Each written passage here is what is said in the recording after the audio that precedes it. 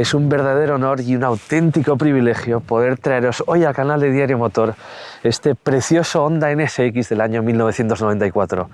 Un coche que pasó 29 años con su primer propietario, un tenista español muy famoso que le hizo solamente 70.000 kilómetros.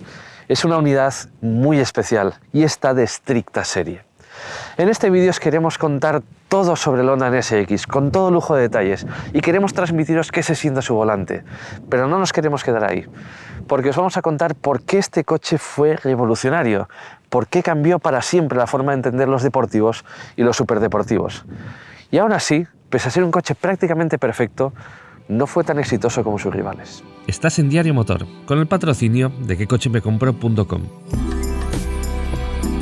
A mediados de los 80, Mazda, Nissan y Toyota ya tenían en sus gamas deportivos de altos vuelos, coches tan icónicos como los RX-7, 300ZX o Supra. Honda temía quedarse atrás. Quería sacar pecho de su excelencia técnica y su cuerpo de ingenieros, que habían llevado sus motores a obtener 6 campeonatos mundiales consecutivos en la Fórmula 1, además de haber dominado el mundo del motociclismo. Honda necesitaba, en definitiva, un buque insignia. En noviembre del 84, Honda presenta en el Salón de Turín el prototipo HPX, diseñado por Pininfarina. Este prototipo de motor central da pie a una serie de rumores bien fundados que anticipaban el desarrollo de un deportivo de altos vuelos por parte de Honda. En verdad, el 13 de enero de ese año ya había dado comienzo de forma oficial el desarrollo del Honda NSX.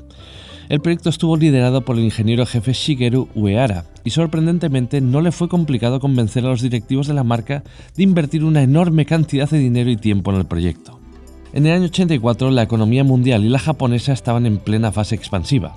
Honda llevaba apenas 22 años produciendo coches. Su expansión internacional iba viento en popa y no tenía una historia a la que rendir pleitesía. Estas condiciones permitieron algo muy poco común en el desarrollo de un nuevo vehículo: un lienzo en blanco. De acuerdo, era un lienzo en blanco, pero había que cumplir ciertas condiciones. En primer lugar, tenía que tener una velocidad punta de unos 270 km por hora. Tenía que hacer el cuarto de milla en unos 14 segundos. Y tenía que ser tan efectivo en aceleración y frenada como lo era un Ferrari o un Porsche de la época. Al mismo tiempo, tenía que ser un coche sencillo y fácil de usar. Este coche era un escaparate tecnológico para la Honda de la época y tenía que ser tan cómodo del camino al supermercado como un Civic, como efectivo en circuito. Con esta titánica tarea por delante, el equipo de desarrollo analizó varios coches de la competencia, entre los que estaban coches tan dispares como un Chevrolet Corvette, un Ferrari 308 o un Peugeot 205 GTI. Pronto llegaron a la conclusión de que el NSX debía ser un deportivo de motor central, por pureza dinámica, por agilidad y por carácter. Pero también por lo divertido que era un Honda City de motor central con el que habían estado experimentando a nivel interno. El NSX debía ser un buque insignia, un coche que pusiera contra las cuerdas a lo mejor que Europa podía ofrecer y que hiciese honor a la imagen que Honda había cultivado con su implicación en la Fórmula 1. Su desarrollo demoró la friolera de 5 años y tras la presentación de los primeros prototipos, el coche tardó un año más en llegar al mercado, en el que sufrió no pocos cambios en su puesta a punto, con la ayuda de probadores expertos, periodistas de motor y pilotos de Fórmula 1. Para producir el NSX, Honda construyó una planta de producción específica en Tochigi. En ella trabajaban 200 personas en la cadena de montaje y estas personas estaban cuidadosamente seleccionadas dentro de los mejores trabajadores de línea de Honda. La producción de este coche era prácticamente artesanal y apenas había robots en toda la fábrica. Su construcción demoraba 40 horas, casi 4 veces más de lo que demoraba la construcción de un Civic. La obsesión por la calidad era enfermiza, había inspecciones constantes y la producción máxima anual de esa planta era de 6.000 unidades. En su momento, el NSX era el coche japonés más caro jamás fabricado. Aunque su diseño hoy en día nos parece una obra de arte y hay que reconocer que ha soportado muy bien el paso del tiempo, en verdad este es un coche diseñado bajo el principio estricto de función sobre forma. Nada de lo que hay aquí es casual. Además, hay una obsesión enfermiza por la reducción de peso en aras de un comportamiento dinámico excepcional. Nada de lo que veis es casual. No hay florituras ni adornos que no respondan a razones técnicas o funcionales. El NSX es el sueño de un ingeniero. Comenzamos el análisis del Honda NSX por su frontal. Un frontal muy afilado, muy bonito, pero en el fondo bastante sencillo. En él lo único que hay que destacar es esta boca que canaliza aire hacia el radiador del coche, que está situado aquí. Pero sin embargo, el elemento más diferenciado de este frontal son sus faros escamoteables. Una auténtica chulada que le da al coche un carácter muy noventero. Estos faros son halógenos, pero posteriormente evolucionaron a faros de xenón. Y en el año 2002, con el restyling del coche, desaparecieron, fueron transformados en unos faros más convencionales, por seguridad en caso de atropello, por aerodinámica y por ahorro de pesos. Pero si me pedís la opinión, así mucho mejor. El perfil lateral del Honda NSX es un auténtico espectáculo. Este coche mide solamente 1,17 metros de alto, nos llega poco más que a la cintura y tiene un coeficiente aerodinámico de solamente 0,32. Este coeficiente fue posible solamente tras 2 meses de estudio en el túnel de viento. Y esta aerodinámica permite compensar, por una parte, cualquier déficit de potencia que pudiera existir en la mecánica y al mismo tiempo aliviar el consumo y mejorar la dinámica del vehículo. Para la época y el tipo de coche que era, por cierto, esta es una cifra espectacular. Tanto la carrocería como el monocasco del Honda NSX estaban construidos en aluminio. Según el propio Uehara comunicó a Brian Long, autor de una de las obras consultadas para elaborar este reportaje, era la forma más efectiva de mantener a raya el peso del coche. De hecho, el Honda NSX fue el primer coche de producción de la historia en tener un monocasco fabricado íntegramente en aluminio. Solo pesaba 210 kilos, era un 50% más rígido que el de un Porsche 911 y era más ligero que el monocasco de un MX-5 de primera generación. Los Honda NSX tienen ruedas de diámetro diferente en el eje trasero y en el eje delantero. En sus primeras versiones, las del eje delantero eran de 15 pulgadas y las traseras de 16 pulgadas. Hoy en día nos parece una medida más propia de un utilitario o incluso de un coche urbano, pero en su momento fueron diseñadas así para minimizar la intrusión de espacio en la cabina y al mismo tiempo para que el coche al límite fuera subvirador y por tanto fuese más seguro. Las llantas son forjadas, son de aluminio y son súper ligeras con el objetivo de reducir las masas no suspendidas. Otro punto muy importante es el de la superficie acristalada de este coche. Fijaos que es muy abundante y era mucho mayor que la de cualquier otro coche de la época. Estaba inspirada en un Caza F-16 Falcon y el objetivo era que desde el interior del coche tuviésemos muy buena visibilidad y además una gran sensación de espacio. Desde el interior del coche tenemos 312 grados de visibilidad y además estaba pintada en color negro. En este coche no se nota porque el coche es de color negro, pero si habéis visto fotos de otros Honda NSX pintados de colores diferentes, veréis que tiene un contraste con respecto al resto de la carrocería para aligerar el diseño.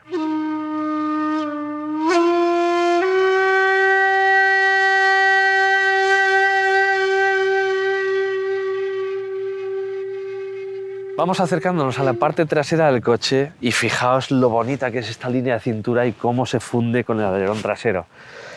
Pero en el Honda NSX ya lo sabéis, todo es función sobre forma. Tenéis que saber además que este coche creció en 90 milímetros con respecto a los prototipos. Esto se hizo, en primer lugar, para cumplir los requisitos de espacio en el maletero y en segundo lugar para que esta zaga soportase mejor los vientos cruzados laterales, un punto que siempre es crítico en vehículos de motor central. De la parte trasera, obviamente, hay que hablar de este precioso alerón, pero también hay que hablar de esta barra de luces que atraviesa el coche de lado a lado. Hoy en día es un recurso estético muy común entre los coches modernos, pero Honda quizás fue una pionera con este NSX, con este detalle que ahora mismo nos resulta muy noventero, pero que en verdad vuelve, como las modas. Por último, 2 colas de escape, no 4, y además completamente funcionales. Los deportivos y los superdeportivos, al menos hasta la llegada del Honda NSX, eran coches estrechos, incómodos, ergonómicamente desastrosos y en muchas ocasiones rematados de forma muy mediocre. Todo esto cambió radicalmente con el NSX. Cuando subáis a un deportivo moderno y veáis que su ergonomía es adecuada, que está construido con mimo, que es práctico y que se ha pensado en la comodidad de los ocupantes, tenéis que agradecérselo en gran parte al Honda NSX.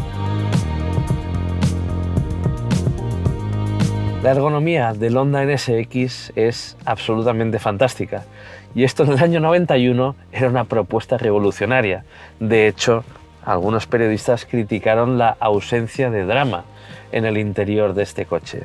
Y es que si has convivido con cualquier Honda de los años 90, nada de lo que hay aquí te va a extrañar. Los mandos son muy lógicos, todo está a mano y la ergonomía está francamente muy cuidada. De nuevo, hoy lo damos por hecho, pero en la época era algo completamente revolucionario. El volante es regulable tanto en profundidad como en altura. Los mandos están muy cerca. Tenemos la caja de cambios a poco más de un palmo del volante y en estas piñas del volante se intentaron agrupar las funciones que más habitualmente se usan. No hay un solo crujido, no hay un solo plástico descascarillado. Todo está construido con una calidad tremenda. Y por cierto, una curiosidad. El salpicadero inicialmente iba a estar forreado en cuero, al igual que la parte superior de las puertas. Pero Honda decidió forrearlo en piel sintética. Y esto se debe a que esta superficie está muy expuesta al sol y con el tiempo el cuero natural se degradaría y se agrietaría. Estaban en todo. La instrumentación del Honda NSX es una de las más completas que había en la época. Fijaos que tenemos un medidor de temperatura del agua, presión de aceite, voltaje de la batería, indicador del nivel de combustible y además un velocímetro y un cuentavueltas de gran tamaño. Es una instrumentación muy sencilla de leer y además su cúpula fue rediseñada en base a los inputs de las primeras pruebas para que tuviera mejor visibilidad desde cualquier ángulo. Es una auténtica maravilla. Antes os mencionábamos que la visibilidad de este coche era excelente y aunque su interior es pequeño y esto es un biplaza estricto, tengo muchísima sensación de espacio y esto es gracias a la enorme superficie acristalada de este coche. Tenemos una visibilidad tremenda. Honda afirmaba que este coche tenía que ser tan práctico como un Civic o como un Accord y gracias a ello tenemos un espacio en la consola central y una guantera de grandes dimensiones. Pero no todo termina ahí porque tenemos 3 maleteros, o mejor dicho, maleteros. Honda quería crear un coche práctico y en el NSX, además de huecos portaobjetos por todas partes y una guantera enorme, tenemos nada menos que 3 maleteros.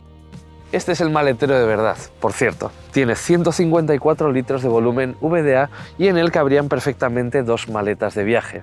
Por cierto, tenemos una tapita aquí debajo donde está el compresor que nos va a ayudar a inflar la rueda de repuesto. El maletero delantero no es realmente un maletero, es un espacio donde se almacenan elementos como la rueda de repuesto, podemos acceder a ciertos elementos mecánicos como la dirección o el radiador y además podemos rellenar ciertos fluidos. Bueno, tengo que decir que os he engañado un poquito, porque esto no es un espacio de carga, esto es la tapa aislante del motor. Honda valoró diferentes opciones mecánicas cuando estaba desarrollando el NSX. Experimentó con motores V8, con motores turbo, con motores con compresor, pero finalmente optó por montar en posición central transversal un motor V6 atmosférico de 3 litros, por pureza, por purismo y por supuesto para mantener el reparto de pesos a raya y lograr que la dinámica del coche fuera excelente. Este motor es un verdadero prodigio de la técnica y en el año 1991 era absolutamente puntero. Tanto bloque motor como culatas son de aluminio, pero hay materiales muy exóticos en su construcción. Las tapas de las válvulas son de magnesio, el cuerpo de la admisión es de magnesio. Todo esto se hacía para ahorrar pesos y para reducir el centro de gravedad. Pero además la admisión tiene un volumen variable. A partir de las 4.800 vueltas tiene componentes internos que permiten un mayor flujo de aire al motor. En su interior, por cierto, tenemos un sistema VTEC. La primera vez que se usaba el sistema VTEC de alzado variable de válvulas en un motor V6. A partir de las 5.800 vueltas, una tercera leva varía el alzado de las válvulas, permitiendo que el motor respire mejor en la parte alta del cuentavueltas y entregue más potencia en la parte alta del cuentavueltas. Hablando de la parte alta de cuentavueltas, este motor tiene bielas de titanio y gracias a ello se permitió elevar en 700 vueltas su régimen de giro máximo, que por cierto es de unas tremendas 8.300 vueltas. De serie, esta joya mecánica era capaz de desarrollar 274 caballos a 7.300 vueltas, con un techo de giro situado en las 8.300 vueltas. En la época, una potencia específica de casi 100 caballos por litro en un motor atmosférico era muy digna de mención. Este motor, además, es conocido por ser extremadamente fiable y apenas tener fallos de calidad. Hay documentadas unidades con más de 700.000 kilómetros en circulación, y una unidad en Estados Unidos, según VinWiki, que pronto llegará a las 500.000 millas, es decir, 830.000 kilómetros. Bueno, creo que ya va siendo hora de escuchar esta joya de la mecánica, ¿verdad?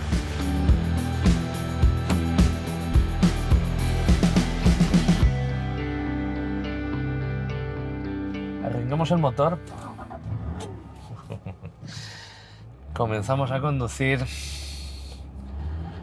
Y os puedo decir que lo primero que me llama la atención de la experiencia de conducción del Honda NSX es lo sencillo que resulta de conducir. He estado conduciendo el coche apenas 10 minutos de la que bajaba al punto de inicio de la grabación y os prometo que es como si hubiera conducido el coche durante toda mi vida. Es intuitivo a más no poder. El tacto del embrague es suave, como si estuviéramos llevando un Honda Civic, y el cambio es una absoluta delicia. Tiene recorridos cortos, mecánicos, muy precisos, y es uno de esos cambios que demuestran el verdadero buen hacer de Honda en cuanto a caja de cambios. Es una absoluta delicia el mero hecho de cambiar de marchas en este Honda NSX.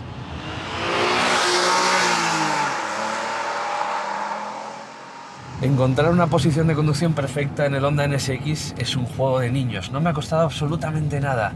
Y pese a que vamos muy bajos, todos los mandos están a mi alcance y tengo una posición de conducción tan buena como lo tendría en un deportivo moderno. Y esto en la época era algo muy infrecuente, porque los deportivos y los superdeportivos eran coches que no estaban hechos para ser cómodos, eran absolutamente desastrosos en cuanto a ergonomía. A esta posición de conducción tan buena y esta sensación de confianza y de sencillez, tan en línea con los objetivos de los ingenieros cuando desarrollaron el coche, contribuye especialmente la visibilidad que tenemos en este Honda NSX, esos 312 grados de visibilidad. Nunca he conducido un coche deportivo en mi vida, nunca, os lo prometo, con tan buena visibilidad como el Honda NSX.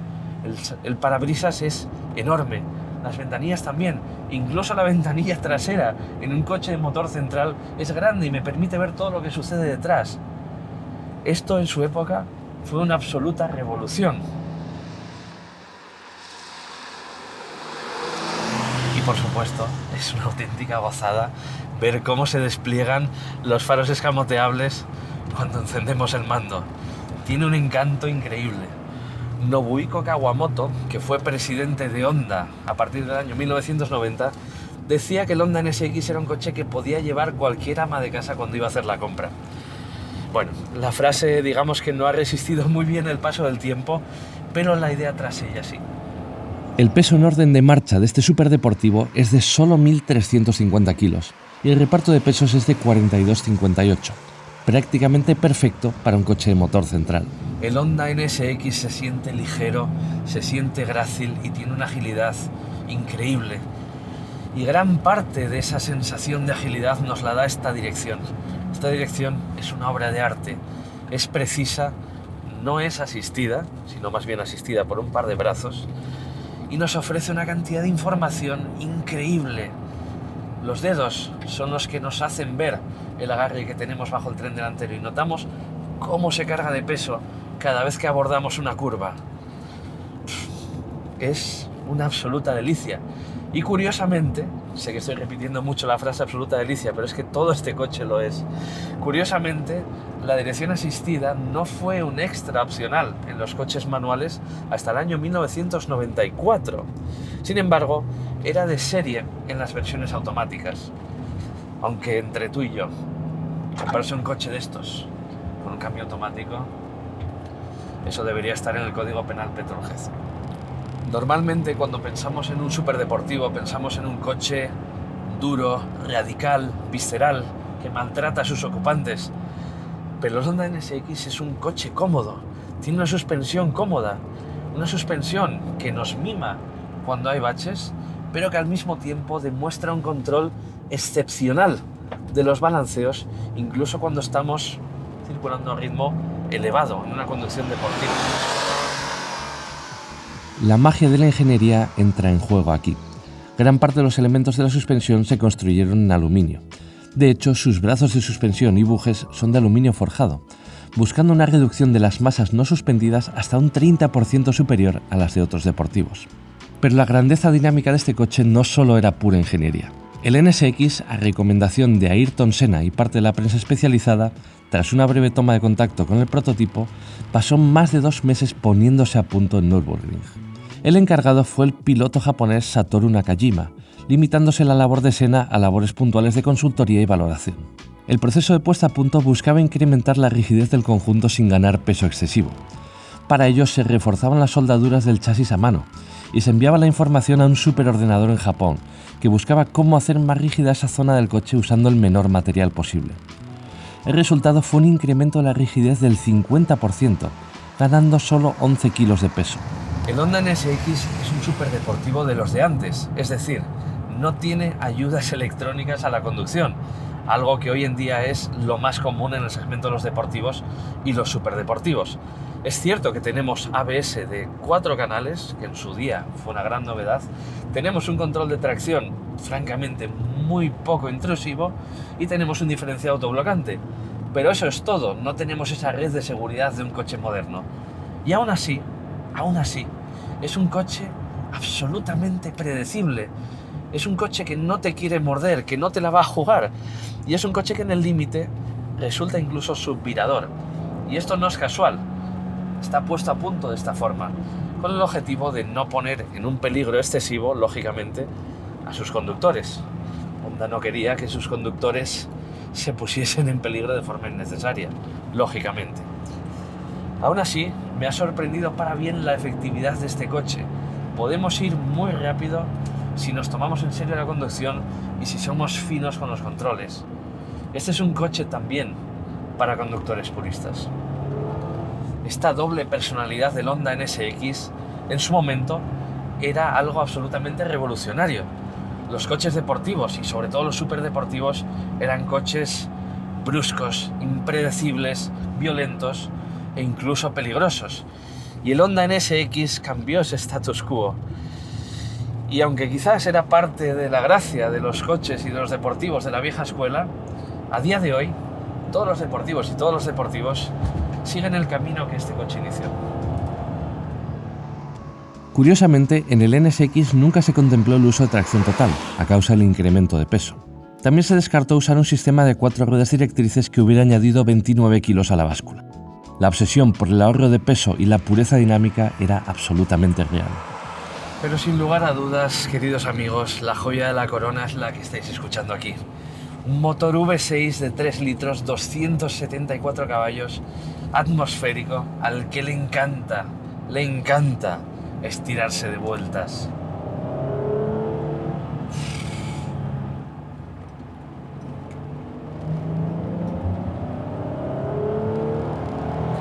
Este motor tiene un sonido precioso. Es un sonido que no es estridente, que no es agresivo, que no es maleducado. Es un sonido bonito, pero que además cambia. Fijaos, sencillo, pero ahora transmisión, el escape, todo trabaja en sintonía. Y además le encanta estirarse por encima de las 7000 vueltas. Como buen deportivo japonés, el NSX sufrió una evolución constante durante los 15 años que estuvo a la venta. La mayor evolución técnica llegó en el 97, con la introducción de un motor V6 de 3,2 litros. Además, durante su ciclo de vida recibió versiones más puristas y ligeras, como los NSX-R, que buscaban incrementar las sensaciones y la deportividad del NSX, a costa, eso sí, de sacrificar polivalencia. También se lanzó en 1995 una versión NSX-T con techo targa, pero en este reportaje hemos querido mostrar lo que fue el NSX más original.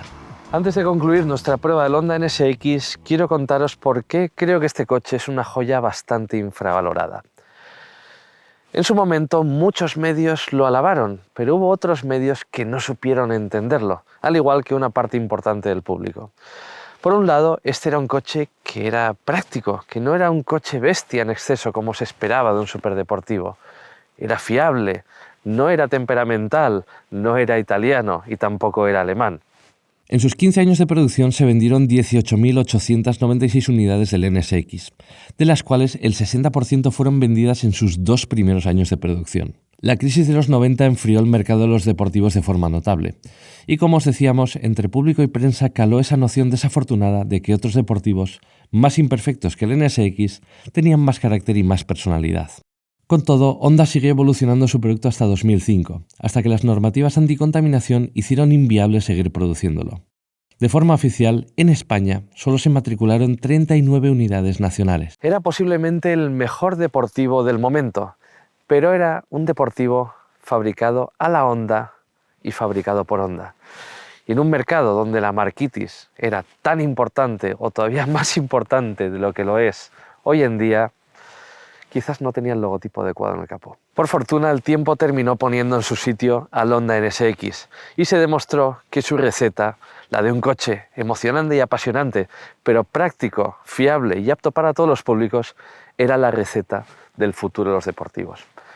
Y si aún no me creéis, os voy a contar un último dato para que entendáis la genialidad de este coche. Gordon Murray, que desarrolló el McLaren F1, probablemente el mejor coche de todos los tiempos, decía que el NSX era su referente.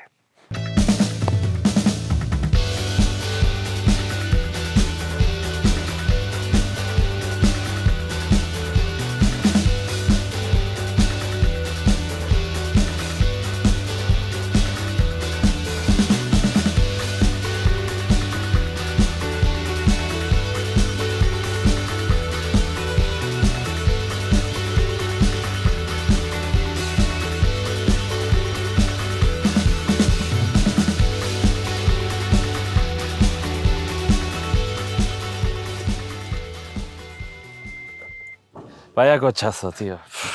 ¿En serio? ¿Me lo dices por quedar bien? No, te lo digo en serio, tío. Acojonante.